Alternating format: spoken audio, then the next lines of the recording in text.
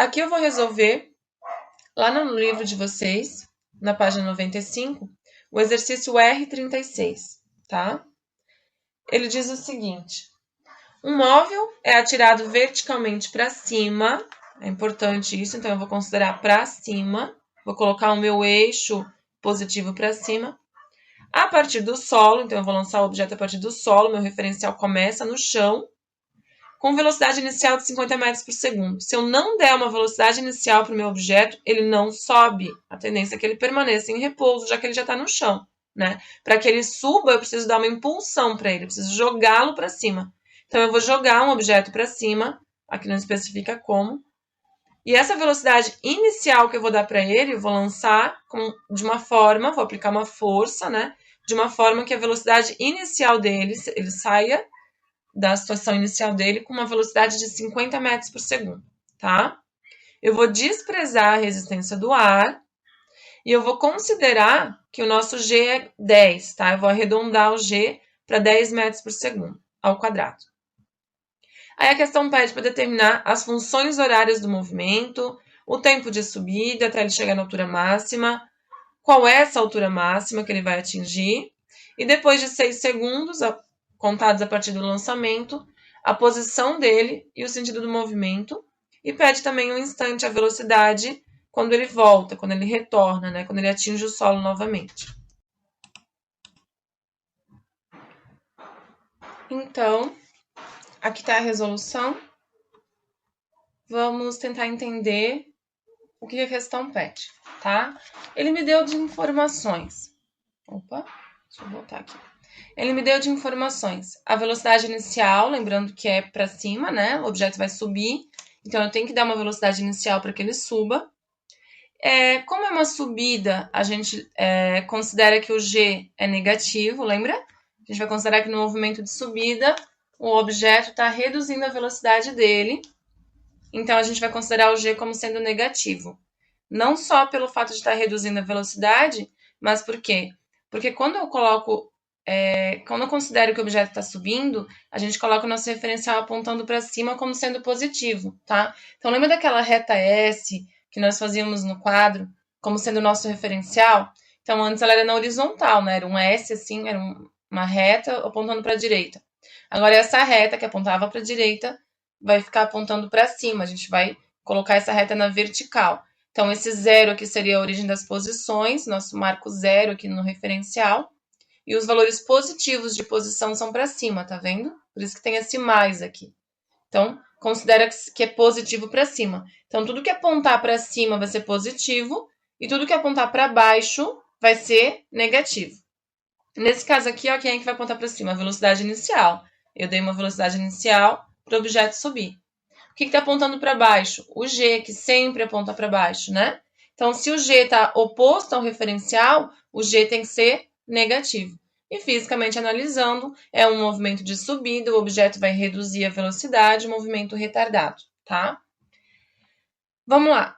Tem uma informação que eu já acrescentei aqui, ó, que é V igual a zero. Quem é esse V? Se eu considerar que o V é a velocidade final na altura máxima, então a velocidade, quando esse objeto subir, chegou no ponto mais alto da trajetória dele, no máximo que ele pode atingir de altura, qual vai ser a velocidade dele? Zero, tá? Então, se eu considerar que aqui embaixo é o início e lá em cima, no ponto mais alto, é o fim, a velocidade inicial é 50 e a velocidade final é zero, considerando só o movimento de subida, tá? A gente sempre tem que analisar o movimento de subida e o de descida. Na letra A, pediu o quê? Deixa eu olhar o que pedia. As funções horárias do movimento. Quais são as funções horárias mesmo? Nós temos duas, é move, né? Então, nós temos a da velocidade e nós temos a das posições. A da velocidade, lembra como é que ela é? V igual a V0 mais AT. Só que agora a gente substitui o A por G. Então, só construindo a equação horária para esse movimento aqui, como é que vai ficar? Lembra? O V e o T a gente não mexe, porque é a função horária da velocidade. Então, o V permanece V, para construir a equação. O V0 é conhecido, é o valor que o problema me dá, 50, já está em metros por segundo, não preciso converter. O G, ele pede para considerar como sendo 10, arredondamos para 10. Está aqui o 10. sem esquecer que é negativo, porque no movimento inicial ele está subindo. Então, na subida, o g é negativo, tá? E o t a gente não substitui. A gente só está construindo aqui a função horária. A gente não está resolvendo nada por enquanto, tá? Então, a função horária desse movimento é essa, de velocidade. V igual a 50 menos 10t. Mas a gente tem mais uma equação horária, né? A do S, das posições. A função horária das posições original é essa daqui. Adaptando para movimento vertical, a gente substitui o S por H e o A por G, lembra? Agora, passando essa equação para esse movimento aqui do problema, como é que ela vai ficar? O S, que é a nossa posição final, vai virar a altura final, deixo como estava, H, e substituo os outros valores sem substituir o tempo. A gente fez isso lá no conteúdo da P2. Então, vamos lá. A altura inicial aqui eu vou dizer que é 0. Por quê? Porque eu vou considerar que o objeto sai da posição 0, está sendo lançado daqui, e vai chegar até um valor de altura máxima, ou um valor qualquer no meio do caminho aqui de altura, tá? A minha altura inicial, que é a minha posição inicial aqui, ó, vai ser quanto? 0. Aqui é a minha origem, não é? Então, a altura inicial aqui vai ser 0. A minha velocidade inicial é 50, o problema me deu. O t eu não substituo quando eu vou construir a equação horária. O g é menos 10. O t eu não substituo sobre 2. Só dando uma resumidinha nisso daqui, como é que vai ficar? H igual, o 0 cai fora, 50 vezes t. Aí eu dividi o 10 por 2 aqui, ó, 10 dividido por 2, 5, menos 5, t ao quadrado. Então, aqui eu não resolvi nada, eu só construí a função horária. Então, esse objeto que está sendo lançado obedece a essas duas funções horárias. Então, se eu quiser saber a velocidade dele no meio do caminho, eu consigo usando a equação da velocidade. E se eu quiser saber a altura dele no meio do caminho, aqui num instante qualquer, eu uso a equação horária das posições, que nesse caso vai virar uma equação horária das alturas, tá? Velocidade e altura, então, as duas funções horárias. O que pede na letra B? A letra B pede o tempo de subida, isto é, o tempo para atingir a altura máxima. Tempo de subida caracteriza todo o movimento de subida aqui, ó, do ponto inicial dele, que ele saiu da posição 0 aqui, até o ponto final dele, que é o ponto de altura máxima, tá? Para calcular o tempo de subida, eu tenho tempo na equação da velocidade e eu tenho tempo na equação das posições aqui, tá? Qual das duas eu vou usar? Não dá para usar das posições porque eu não sei a altura máxima. Eu não sei a altura dele no ponto mais alto aqui, ó. Agora, eu posso usar da velocidade. Por quê? Porque eu sei a velocidade dele aqui no ponto mais alto. Qual é a velocidade dele no ponto mais alto? É 0. Porque a gente sabe que ele vai diminuir a velocidade e quando ele chegar na altura máxima, ele vai retornar. Para retornar, o que tem que acontecer com a velocidade do objeto? Tem que ser 0, tá? Então, vou usar a equação horária da velocidade para descobrir o tempo de subida. O que eu vou colocar no lugar do V aqui na minha equação horária da velocidade? Vou colocar 0, que é o que a gente acabou de discutir. A velocidade dele no ponto mais alto vai ser sempre 0, nesse caso do movimento vertical. O resto eu deixei como tá, 50 menos 10t. Resolvo, né? Passo 10t para frente, depois passo dividindo. 50 dividido por 10, 5 segundos. Então, esse objeto, ele leva 5 segundos para sair do ponto de lançamento e chegar até o ponto de altura máxima, tá? 5 segundos para subir. Quanto tempo vocês acham que ele vai levar para retornar, para cair de volta? Porque se ele subir, vai chegar um momento em que ele zera e retorna, né? Quanto tempo vocês acham que ele leva para retornar? Se eu desprezar a resistência do ar, ele volta também em 5 segundos. Então, ele leva 5 segundos para subir e leva 5 segundos para retornar. E o legal aqui é que se eu desprezar a resistência do ar, como é o caso aqui, a mesma velocidade com que ele foi lançado é a velocidade com que ele retorna para o ponto de lançamento, tá? Duas curiosidades importantes aqui. Letra C. O que pede a letra C? A altura máxima. Então, ele pede para calcular. Muito bem. Ele leva 5 segundos para chegar ao ponto mais alto? Ok. Qual é a altura que ele atinge, então? Para sair da posição de lançamento e chegar até o ponto de altura máxima. Bom, quero calcular a altura, eu vou usar a equação horária que me dá a altura, né? A do H aqui. Então, a altura... Só um pouquinho.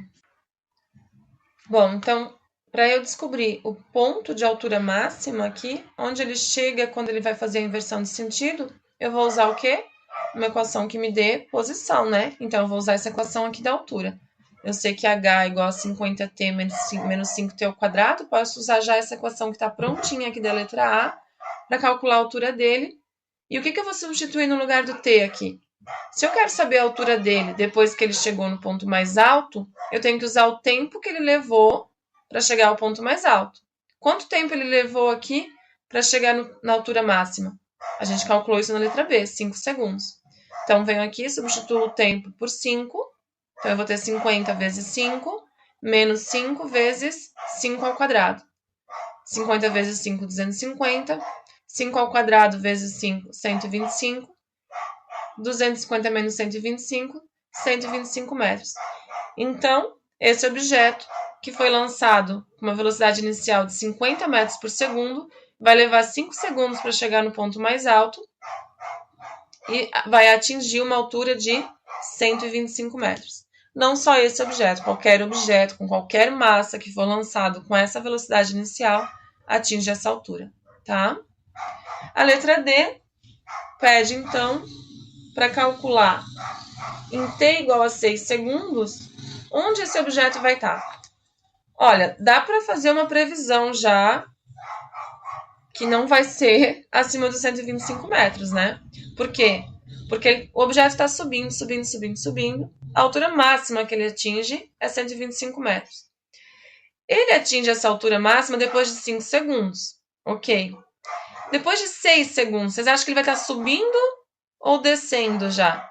Depois de 6 segundos, ele já atingiu a altura máxima e já está 1 segundo caindo. Porque depois que ele chega na altura máxima, ele retorna. Então, depois de 6 segundos, ele vai estar caindo já, vai estar descendo. Tudo bem, mas que altura que ele vai estar? Se eu quero altura, eu vou usar a função horária que me dá altura. A mesma equação aqui. Só que agora, no lugar de 5 segundos, eu vou colocar 6 segundos. Pego a equação aqui das posições e substituo o meu tempo por 6. 50 vezes 6, menos 5, né? T ao quadrado aqui, 6 ao quadrado. 50 vezes 6, 300. 6 ao quadrado vezes 5, 180. 300 menos 180, 120. Então, ó, depois de 5 segundos, ele está na altura 125 metros. Depois de 6 segundos, ele está na altura menor, ó, 120 metros. Por quê? Porque ele subiu, chegou no 125 e já está caindo de novo. Já está caindo durante 1 segundo, né? 5 mais 1, 6. Então, ele já percorreu aí 5 metros, ó. A altura máxima era 125, está caindo, já está nos 120 metros. Certo? Sua velocidade, ele pede velocidade também? Pede. Ah, não. Ele pede o sentido de movimento. Eu fiz o cálculo de velocidade aqui só para provar que o sentido do movimento é esse mesmo que a gente vai conversar agora. Bom, a gente já viu que depois de 5 segundos, ele chega na altura máxima, então no 6º segundo ele já está caindo, né? Então, qual vai ser o sentido de movimento dele? No 6º segundo, para baixo, concordam? Ele está descendo. Tudo bem. Como é que eu vou provar isso matematicamente? Eu posso calcular a velocidade dele no 6º segundo. Olha só, se eu pegar a equação da velocidade aqui e substituir o meu tempo por 6, que foi o que eu fiz aqui, ó, eu vou ter 50 menos 10 vezes 6. 50 menos 60. Não vai dar menos 10? Se o meu referencial está positivo para cima e a minha velocidade deu negativa, significa o quê? Que a velocidade está apontando para baixo já, tá vendo? Velocidade negativa, porque está oposta ao referencial. Então, ele já está no movimento retrógrado. Ele está retornando, ó, tá vendo?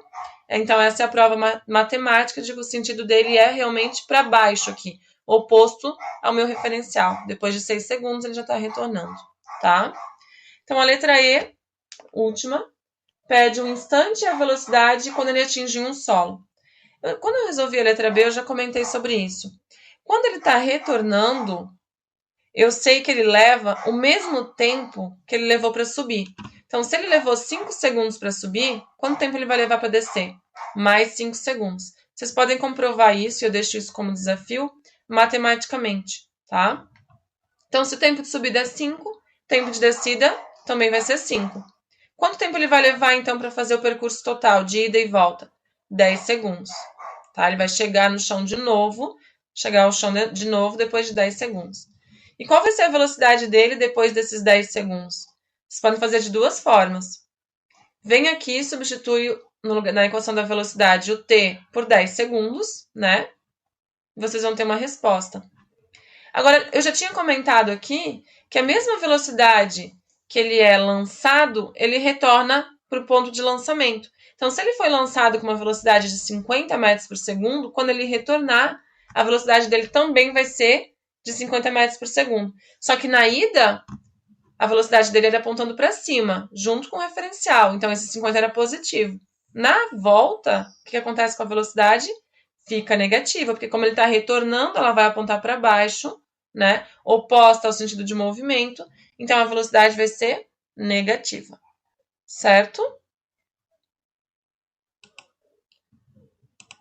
Agora, a gente vai resolver, ainda na página 95, o exercício R37, tá? Ele diz assim: abandona-se uma pedra do alto de um edifício, ou seja, agora vai ser um movimento de descida apenas, tá? E ela atinge o solo 4 segundos depois. Considere o G igual a 10 metros por segundo ao quadrado, então a gente vai fazer esse arredondamento, e despreze a resistência do ar. Determine, letra A, a altura do edifício, e letra B, o módulo da velocidade da pedra quando ela atinge o solo.